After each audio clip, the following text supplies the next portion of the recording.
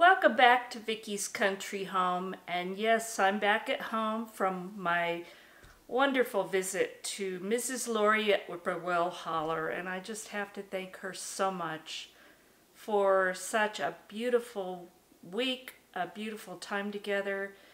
Thank you, Mrs. Lori. I love you bunches, and Mrs. Katie, you too. So I came back home and we haven't had rain since May. Well, I think I brought it back with me because we just had the most beautiful little downpour, 5-10 minutes, but for us, that's a big deal. But it's cool today, it's overcast, so I'm gonna make a soup. Now, I didn't plan on this, so this chicken that came out of freezer camp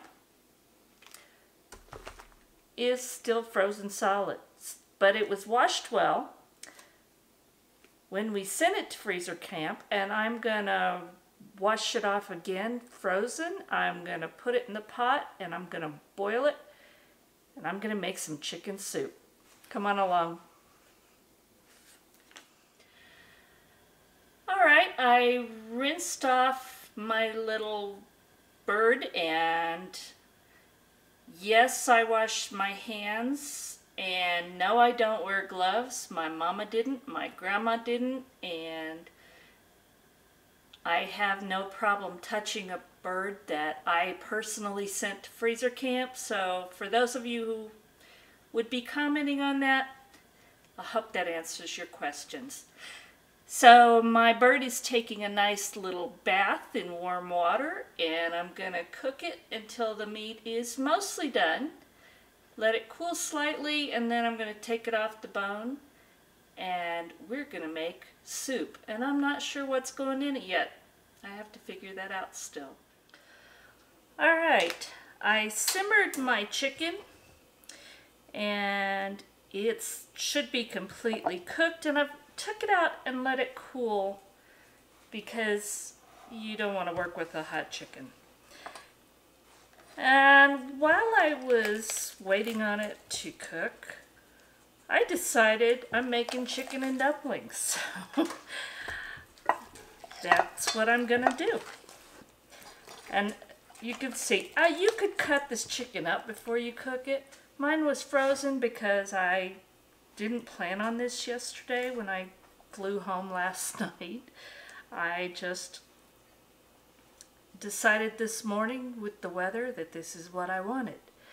So now all I'm going to do is take all the skin off, and I'm going to discard that, and I'm going to pull the meat off and just put that aside. And then I'm going to discard all the bones. And this is a messy job, but you know what? It's so worth it because you get flavor from cooking skin and bones and everything. It's so worth it. I don't even usually cut it. I'll just tear it into chunks. And this is the way my grandma did it. It's good enough for me.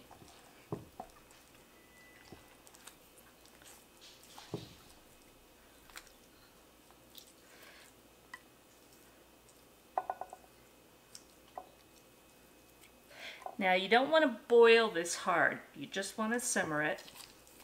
You don't want it to get real rubbery. Although this wasn't a real young chicken, it wasn't old, but it wasn't real young either. So it'll be a little bit tough, but the way I'm cooking it makes it more tender and moist, so it's gonna taste good.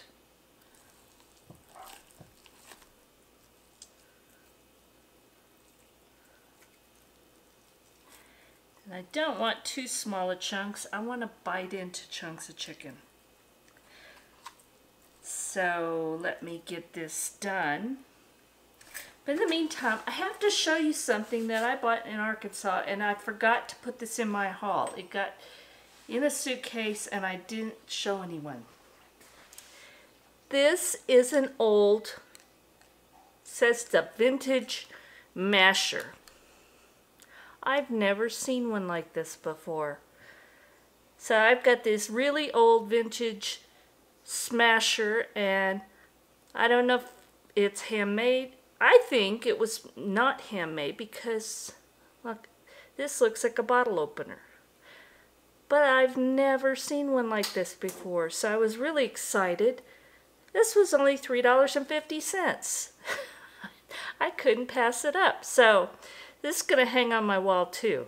I love this, but I had to stop and show you just because it was so neat and I forgot.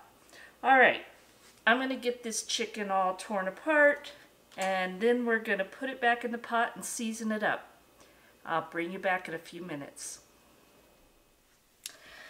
Okay, I've got my chicken meat off the bone, the skin off, and I've got it shredded. Now, some people strain their chicken broth. I don't. I really don't. And because I've been out of town and I haven't been to the grocery store, I'm going to use some dried stuff. So I've got some dehydrated parsley. Got some onion flakes. And I'm not going to use a ton of that, just some.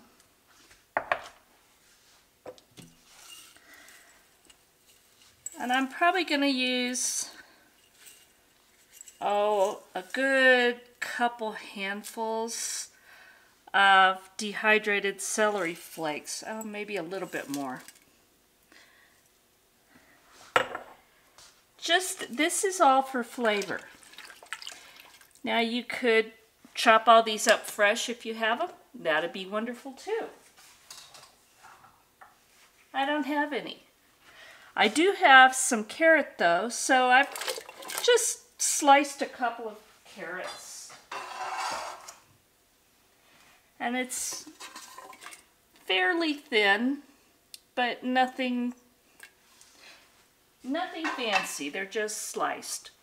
So I'm going to bring this up to a simmer. I'm going to add back in the meat. In fact, I'll do that right now. And that's what I got from that one chicken. That was about just a little over 3-pound chicken.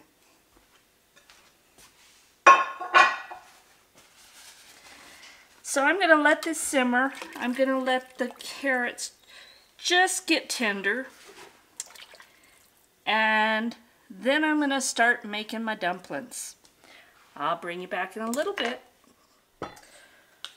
Okay, while I'm waiting for the broth and chicken and carrots and everything to simmer and carrots to get a little bit soft, I'm going to go ahead and get my dough ready, but I'm not going to mix it until it's just all ready to put together. But what I have is I have a bowl here with 1.5 cups of all-purpose flour. And because I don't keep milk on hand because of the distance and I don't use it too often, normally I keep on hand this Nido whole milk, powdered whole milk. I like it, I like cooking with it, and it just makes it very convenient for me. So what I'm going to do is measure out the amount I need of the powdered milk and then use the water instead of milk. So what I have here is 1.5 cups of flour, 2 teaspoons of baking powder, and you know what, that I didn't get out yet. Definitely need that. So I'm going to add that in. There's 1. 2 teaspoons of baking powder. And in this bowl I have the 3 tablespoons of powdered milk. I've got half a teaspoon of granulated garlic and 3/4 teaspoon of salt. and I'm going to add those in there. And what I want to do is just stir those in because I want them well mixed before I add anything else.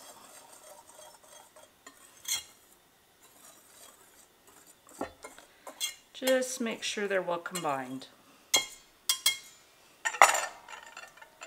And now I have 3 tablespoons of shortening.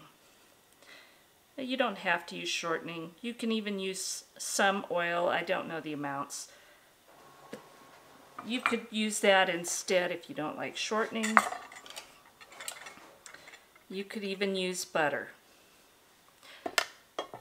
But chicken and dumplings, hello, this is not supposed to be considered a healthy meal. It's a comfort food. So what I'm going to do now is just cut in this shortening.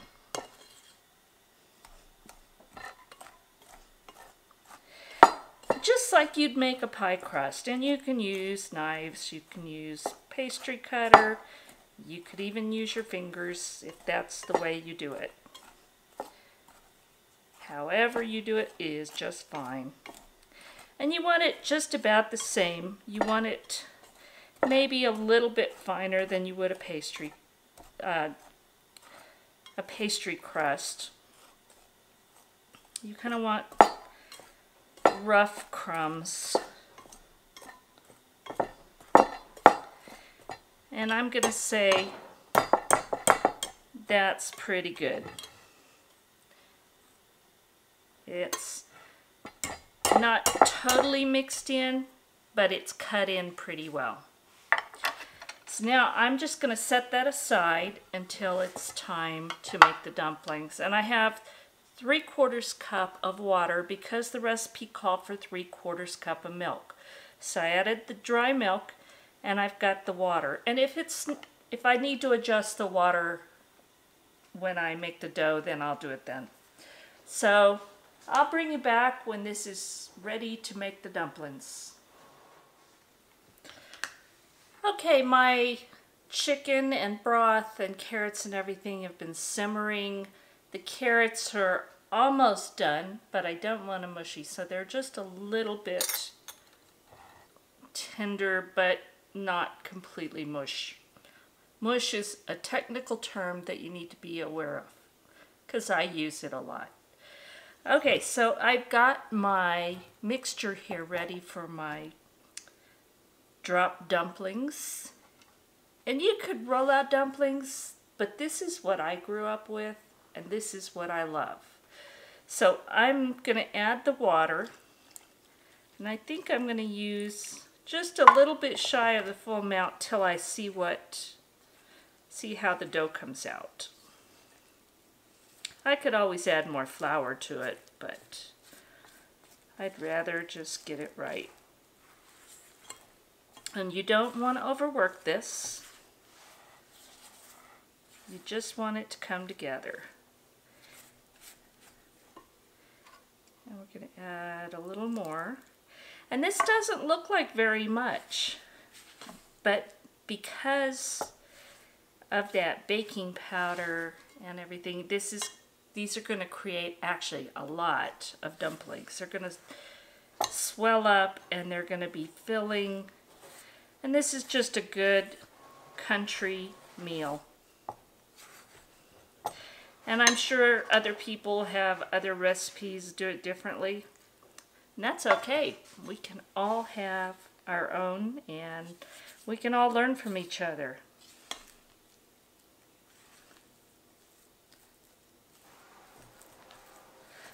You know, I have just a tiny bit of water left, but I think this is wet enough for me. I don't want soggy.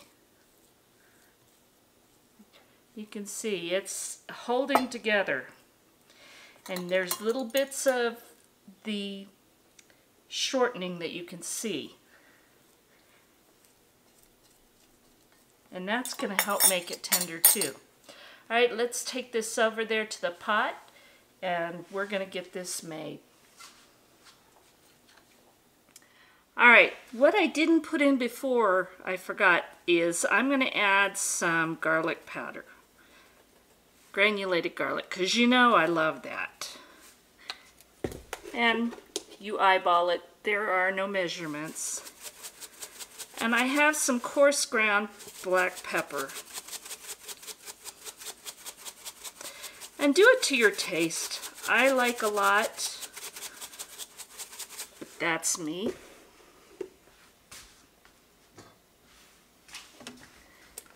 So now I'm just going to stir that in.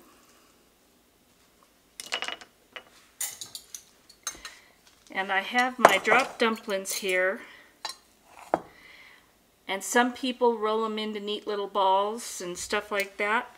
I just scoop some out and drop it in on top.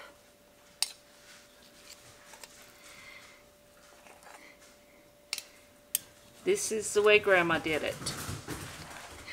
And my dogs are excited about something. Who knows? So just drop it in, and they don't need to be any certain shape or size. I try and keep them mostly the same size. But if you have little bits, I let it drop in. And you can see the ones that are already in here are starting to plump up. And they're just going to be delicious. But again, make this your own. If you like other seasonings, add it in. If you like other vegetables, go right ahead. And if there's something you don't like, well, you can leave it out. This is just a really simple country recipe.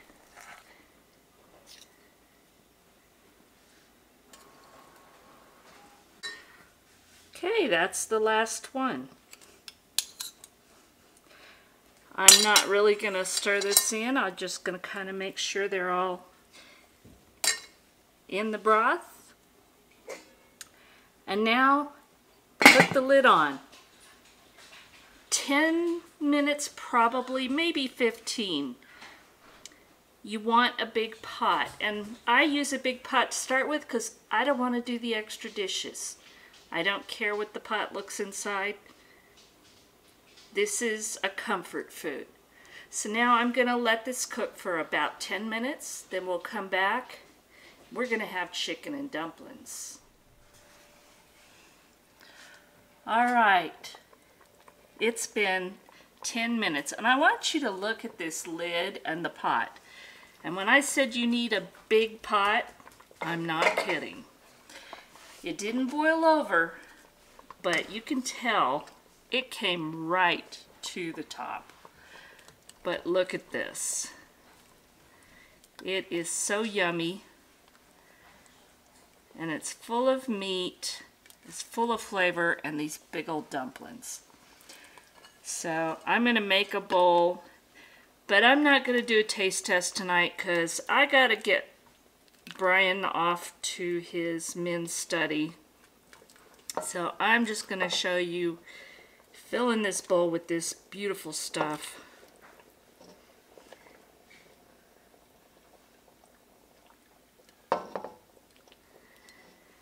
And there it is. My homemade chicken and dumplings. So thanks for joining me, and thank you for watching Vickie's Country Home. Hope you enjoyed this. I hope you come back and see me again. If you like it, please give me a thumbs up, subscribe, and hit the little notification bell and come back. God bless, and we'll talk again soon.